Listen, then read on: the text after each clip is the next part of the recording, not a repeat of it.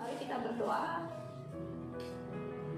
Tuhan Yesus, terima kasih kalau pada sore hari ini Tuhan sudah kumpulkan kami untuk boleh bersama-sama beribadah. Kami percaya puji-pujian yang sudah kami naikkan boleh menjadi rupa yang harum, menjadi berkat buat Tuhan dan juga buat kami semua pada sore hari ini.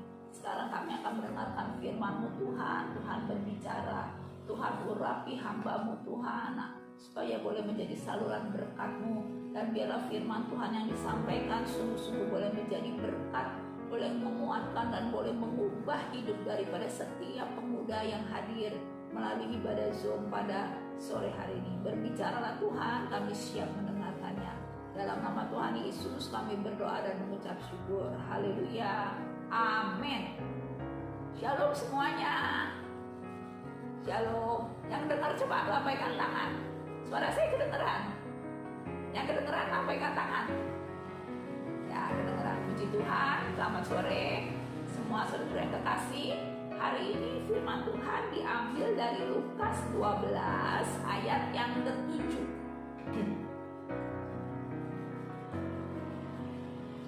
Lukas 12 ayat yang ke-7, demikian firman Tuhan. Bahkan rambut kepalamu pun terhitung semuanya. Karena itu jangan takut, karena kamu lebih berharga daripada banyak burung pipit. Lukas 12 ayat yang ke-7. Nah, di sini ada yang pernah menghitung jumlah rambut di kepalanya. Ada yang pernah ngitung berapa rambut di kepalanya? Nggak ada. Ada yang tahu jumlah rambut di kepala? Ada yang tahu? Nggak tahu ya, karena rambut di kepala itu jumlahnya sangat banyak dan nggak ada seorang pun yang tahu pasti berapa jumlah rambut di kepalanya. Tetapi di ayat yang tadi kita baca, Tuhan Yesus berkata, bahkan rambut kepalamu pun terhitung semuanya. Nah, terhitung di sini kalau kita lihat kata asalnya berarti memberi nomor, dikasih nomor. Jadi setiap helai rambut kita tuh ada nomornya. Tuhan kasih nomor satu persatu. Wow, luar biasa ya. Jadi kalau rontok satu nih rambut kita, Tuhan tahu. Wah, yang rontok rambut nomor berapa, Tuhan tahu ya. Nah, yang di nomor itu biasanya barang berharga, betul? Nah, barang berharga misalnya di sini siapa yang punya motor? Nah, kalau perpanjang motor pasti ditanya apanya? Nomor rangkanya, ada nomor mesinnya, dikasih nomor karena motor cukup berharga, cukup mahal. Atau kalau yang nanti punya rumah juga ada nomor sertifikatnya, ada nomornya. Jadi yang bernomor itu biasanya barang-barang berharga. Dulu waktu saya kerja di BCA, saya pernah kerja menangani inventaris. Ada yang tahu? Inventaris itu barang-barang milik kantor yang nilainya cukup tinggi. Jadi ada ketentuan yang dibeli dengan harga sekian juta ke atas harus masuk inventaris. Nah, inventaris itu harus dicatat di satu daftar, namanya daftar inventaris. Nah, kalau udah secara berkala mesti di stok opnam. Jadi dicek bener nggak barang ini ada, jangan sampai hilang karena barang berharga. Nah, kita begitu takjub ya kalau sebegitu berharganya rambut kita di mata Tuhan, sampai Tuhan tahu jumlahnya, Tuhan hitung dan Tuhan kasih nomor. Wow. Padahal kita sering mungkin kalau yang rambutnya rontok, ada gak yang sampai panik begitu nyari, wah copot satu. Siapa? Christian? Apa Daniel? Enggak, rambutnya ada di mana? Mungkin kita nggak terlalu peduli, tapi Tuhan sampai tahu nomor berapa yang hilang, yang jatuh. Kecuali kalau gigi mungkin lebih berasa ya, kalau giginya rontok satu mungkin panik. Nggak usah gigi, kemarin saya bukan gigi, tambelannya rontok. Pas lagi korek-korek, tambelannya rontok, udah kayak, bingung juga ya, giginya bolong gede. Nah, padahal sekarang juga susah mau ke dokter gigi, kita panik. Tapi rambut itu Tuhan yang berharga di mata Tuhan. Nah, kalau rambut aja begitu Tuhan menghargai, apalagi kita sebagai pribadi, kita sangat berharga di mata Tuhan. Siapa yang setuju? Siapa yang setuju kalau kita ini sebagai pribadi kita sangat berharga di mata Tuhan? Yang setuju boleh lambaikan tangan. Setuju? Kita semua berharga di mata Tuhan. Katakan sama-sama, saya berharga di mata Tuhan. Katakan 1, 2, 3. Saya berharga di mata Tuhan. Nah, kalau kita begitu berharga di mata Tuhan, hari ini kita mau belajar bahwa kita pun harus menghargai diri kita. Kalau Tuhan begitu menghargai kita, kita pun harus menghargai diri kita. Nah, kalau menghargai diri kita pasti menjaga dan merawat diri kita, betul? Sesuatu yang berharga pasti kita jaga, sesuatu yang berharga pasti kita rawat. Itu juga kalau kita menghargai diri kita pasti menjaga dan merawat diri kita. Nah, kita menjaga diri kita dengan apa? Ada 2 yang harus kita jaga. Nah, jadi ada 2 yang harus kita jaga. Pertama, kita harus jaga fisik kita. Betul, pertama kita harus fisik kita. Apalagi sekarang lagi musim apa? Pandemi COVID-19 ya. Itu kita mesti jaga diri. Nah, jaga kesehatan secara fisik ada 2 juga. Pertama, kita mesti kasih asupan yang cukup, yang sehat, yang bergizi. Nah, ini khususnya anak-anak muda harus juga makan makanan sehat. Jangan cuma makan yang enak di mulut. Biasanya anak muda kalau makan maunya apa? Yang asal enak di mulut, betul nggak? Disuruh makan sayur, disuruh makan buah, biasanya susah. Maunya goreng-gorengan, maunya yang junk food, jajan sembarangan. Nah, itu nggak menjaga fisik. Kita harus jaga fisik, makanan yang sehat, makanan yang cukup bergizi, juga cukup istirahat ya. Jangan malam nggak tidur begadang. Sini ada yang suka begadang? Nah, begadang malam nggak tidur ya. Malam dibuat pagi, pagi dibuat malam. Semalaman nggak tidur, kalau pagi jam 8 baru tidur, bangun lagi jam 8 malam. Wah, jangan kita terus main gadget. Sini siapa yang teman main gadget, handphone sampai nggak tidur, nggak istirahat. Nah, itu juga jangan. Kita harus jaga kesehatan, menjaga asupan makanan dan istirahat yang cukup. Yang kedua, secara fisik kita mesti jaga kebersihan. Jaga apa? Kebersihan. Sekarang dengan cara apa? Cuci tangan, pakai masker. Kalau pulang mesti apa? Mandi, keramas, jaga kebersihan supaya fisik kita sehat. Nah, selain jaga fisik, ada yang lebih penting yang kita harus jaga. Karena fisik kita mau jaga kayak apapun terbatas, betul? Terbatas. Satu kali udah namanya fisik ada batasnya. Firman Tuhan bilang 70 tahun, kalau kuat 80. Tapi ada gak anak muda yang belum 70 udah berpulang? Ada gak yang belum 70 udah keburu? Nggak sampai 70 umurnya ada. Nah, karena fisik terbatas. Tapi ada yang harus kita jaga yang lebih penting. Yang kedua, kita harus jaga rohani kita. Apa yang kita mesti jaga? Rohani. Nah, ini kita mesti jaga. Nah, cara menjaga rohani anak, bagaimana kita jaga rohani kita saat ini menentukan nasib kita di keabadian. Bagaimana kita menjaga rohani kita saat ini menentukan nasib kita di kekekalan masa hidup kita yang akan datang.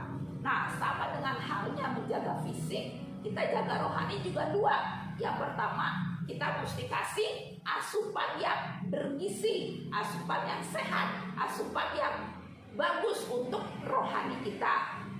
Dengan cara apa? Dengan cara apa? Kasih makan rohani kita. Setiap hari kita baca firman Tuhan. Nah, sejak muda nih, mumpung masih pada muda nih, sejak masih muda, tiap hari baca Alkitab. Itu akan sangat baik dan pasti bermanfaat untuk rohani kita.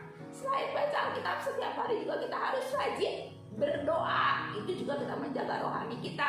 Nah, seperti sekarang kan ada doa malam. Ini puji Tuhan nih, anak-anak pemudanya ikut ya. Kayak saudara Uba ikut, Daniel ikut ya, Petrus suka ikut, Christian juga ikut ya, Daniel suka pimpin ya, sama Samuel, Uba juga. Itu bagus, itu menjaga rohani kita dengan setia berdoa. Juga setia ibadah. Nah, seperti ini ibadah online tetap setia. Tetap setia, kita percaya ini menjaga rohani kita untuk terus di dalam Tuhan. Ini bagus, tetap beribadah. Kita harus memberi asupan yang cukup, yang bergizi untuk rohani dengan hal-hal tadi.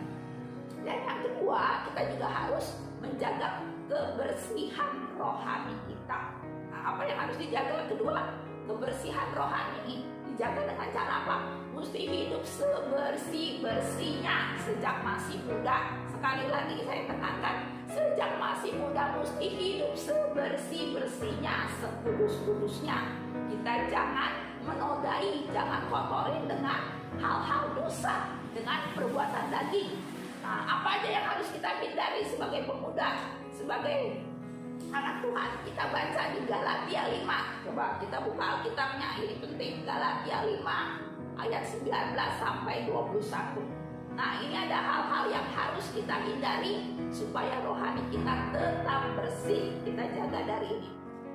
Nah, di sini dikatakan perbuatan daging telah nyata, yaitu 1, percabulan. Nah, jadi sejak muda hati-hati, jangan suka percabulan. Kalau nanti udah punya pacar, jangan sampai seks sebelum nikah. Ya, pacarannya mesti yang kudus, yang sopan, jangan yang gak sopan. Selanjutnya kecemaran, ya jangan yang cemar anak muda. Hawa nafsu. Nah, hawa nafsu juga mesti dijaga nih anak muda ya. Jadi jangan sampai pengen apa, nafsu harus punya apa, jangan ya, harus mengendalikan hawa nafsu juga. Nah, selanjutnya penyembahan berhala. Nah, berhala itu tidak harus patung atau apa, tapi sesuatu yang kita utamakan lebih dari Tuhan. Nah, mungkin mungkin punya hobi yang begitu diutamakan sampai lebih dari Tuhan, atau mungkin pekerjaan yang udah mulai pekerjaan, atau mungkin motornya lebih dihargai, atau bahkan pacarnya mungkin yang udah mulai pacaran, wah pacar lebih berharga dari Tuhan. Nggak boleh, itu termasuk berhala. Kita harus mengutamakan Tuhan. Selanjutnya sihir, jangan sihir. Perseteruan itu permusuhan ya. Karena ada orang tertentu yang bawaannya siapa aja dijadiin musuh. Pernah punya teman yang sama siapa aja ribut, sama siapa aja musuhan. Nggak boleh ya. Ada yang orang tuanya dijadiin musuh. Jadi setiap kali ketemu orang tuanya, setiap kali ngomong bawaannya berantem, bawaannya ribut sama orang tuanya. Atau mungkin adiknya, yang kakak adiknya dijadiin musuh, atau pokoknya dijadiin musuh, jadi ribut mulu. Jangan ya, itu harus kita hindari perseteruan. Selanjutnya perselisihan. Nah, perselisihan itu artinya ada perbedaan pendapat, nggak sependapat. Itu boleh, kita beda pendapat boleh ya, namanya orang pasti ada beda pendapat. Tapi jangan sampai beda pendapat berujung perselisihan. Tapi kalau ada beda pendapat, kita mesti cari sama-sama gimana yang terbaik buat semua ya. Terus selanjutnya iri hati, kita juga nggak boleh iri hati. Iri hati itu satu emosi yang timbul karena seseorang merasa dia nggak punya keunggulan. Dia merasa dia nggak punya keunggulan, dia pengen yang orang lain punya. Padahal dia merasa kok saya nggak punya, kok orang lain punya, jadi dia iri. Itu juga nggak boleh. Masing-masing orang punya berkatnya masing-masing, punya talentanya masing-masing, punya berkatnya masing-masing. Jadi jangan suka ngiri sama orang lain yang punya lebih dari kita ya. Iri hati nggak boleh. Terus amarah juga jangan kita lakukan. Amarah itu mungkin orang lain bikin kita kesel, bikin kita sakit hati, terus merendahkan harga diri kita. Kita jangan sampai amarah yang berkelanjutan terus menerus. Terus juga kepentingan diri sendiri ya, jangan egois, fokus semuanya saya.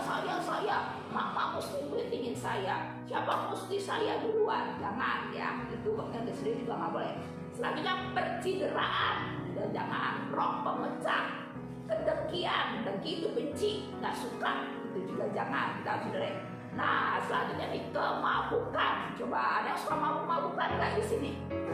Jangan ya, nggak boleh mabuk-mabukan, geleng, apalagi itu ya, nyimeng. Ada yang tahu nyimeng ya?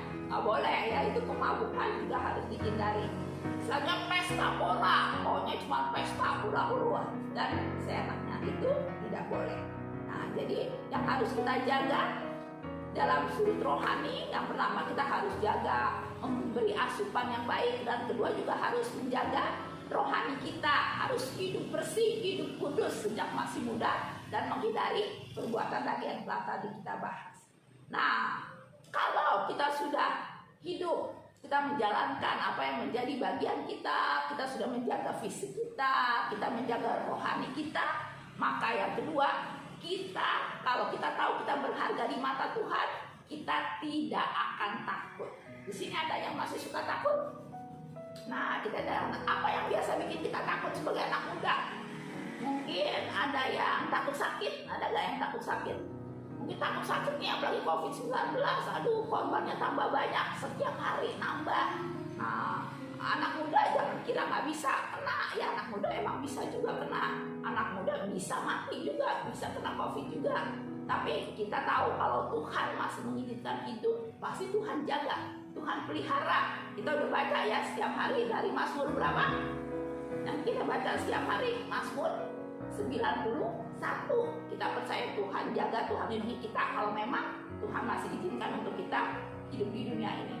Dan yang kedua, mungkin saya nggak takut sakit sih, mungkin kita takut apa? Masalah ekonomi, kehidupan, masalah kebutuhan. Sekarang tambah sulit, tambah susah. Berasa nggak tambah susah sekarang? Berasa? Ada yang berasa? Mungkin anak muda ada kebutuhan nggak? Kira-kira anak muda ada? Yang masih muda punya kebutuhan nggak? Apa ini? Baterai mau.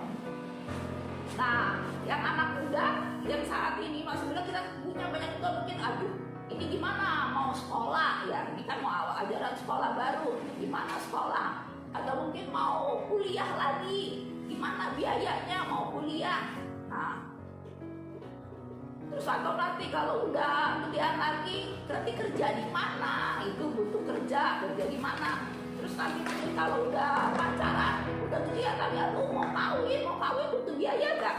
Kalau udah gedean lagi butuh biaya, mau kawin, ntar gimana nih?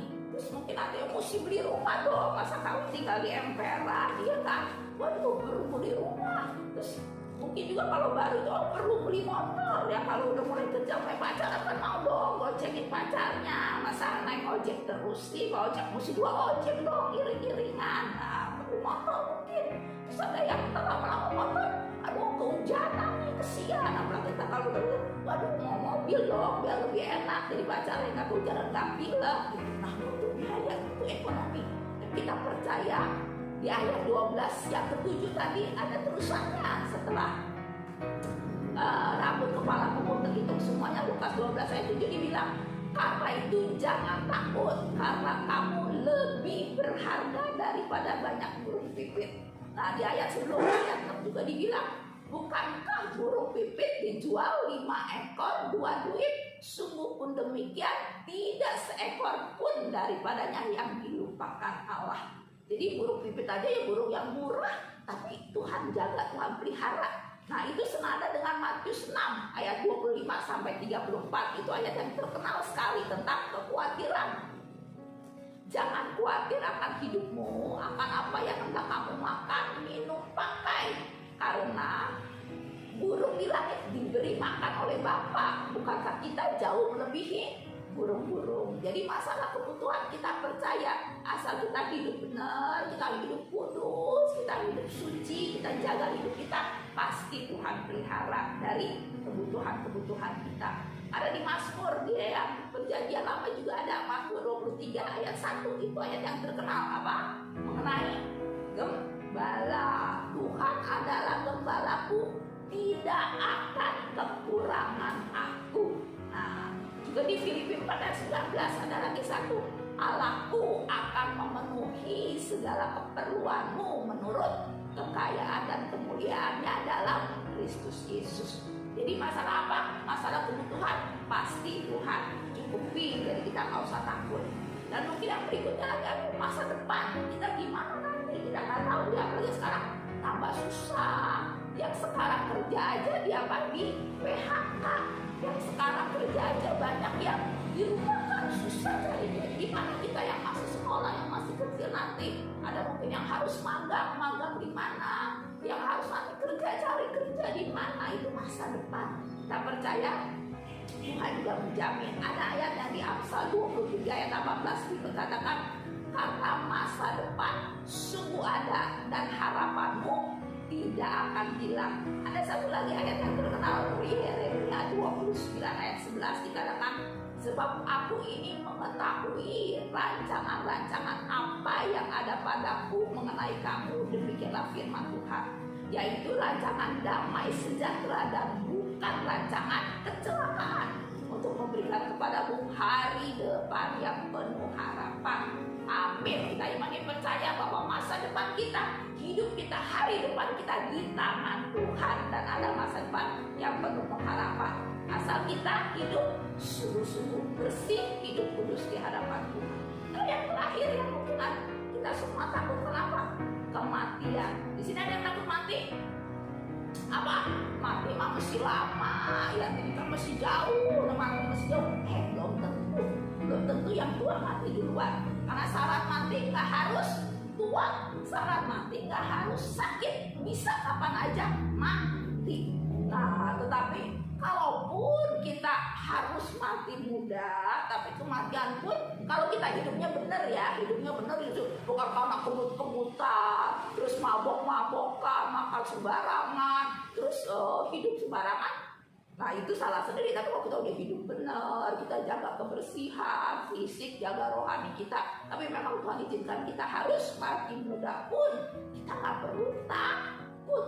Karena di Mazmur 23 ayat 4 dikatakan, sekalipun aku berjalan dalam lembah kekelaman, aku tidak takut bahaya, sebab Engkau besertaku. Dan di ayat yang ke-6-nya di Mazmur 23 dikatakan, dan aku akan diam di dalam rumah Tuhan sepanjang masa.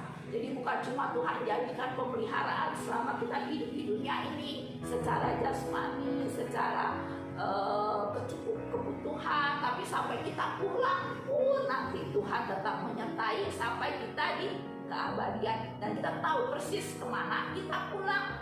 Di Yohanes 14 ayat 2 dikatakan, di rumah Bapakku banyak tempat tinggal. Aku pergi ke situ untuk menyediakan tempat bagimu. Jadi Tuhan menyediakan tempat buat kita, kita tahu kemana kita pulang.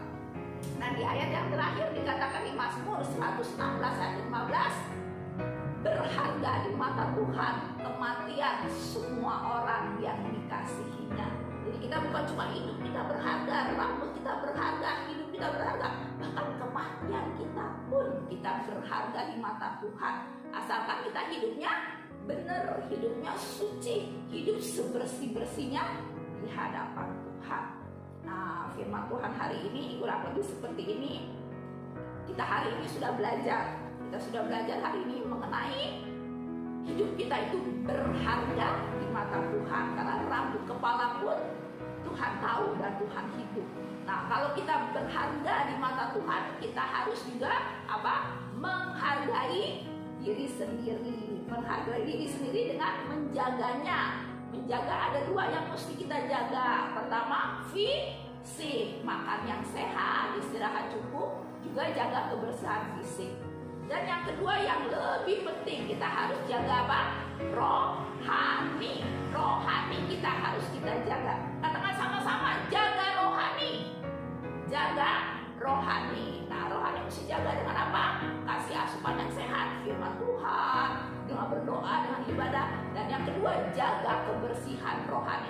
Hidup sebersih-bersihnya sejak muda. Nih, sekali lagi kita sama-sama komitmen. Hidup sebersih-bersihnya, hidup sekudus-kudusnya sejak muda. Belum tentu kita hidup sampai tua. Belum tentu kita bisa tahan lama di dunia ini. Karena itu selama ada kesempatan hidup, hidup yang suci, hidup yang bersih, dan hindari, jangan menodai dengan perbuatan daging yang tadi kita sudah baca di Galatia 5 ayat 19-21. Maka hal yang kedua, kita percaya kita tidak usah takut kalau kita sudah jaga hidup kita baik fisik, rohani secara baik. Maka yang kedua, kita tidak perlu takut apapun masalah kita, dari kesehatan, dari ekonomi, masa depan, bahkan kematian sekalipun, kita percaya Tuhan tetap beserta sampai di keabadian. Firman Tuhan, Tuhan Yesus memberkati, kiranya ini boleh menjadi berkat buat kita semua. Amin. Buat firman Tuhan, kita akan sama-sama berdoa.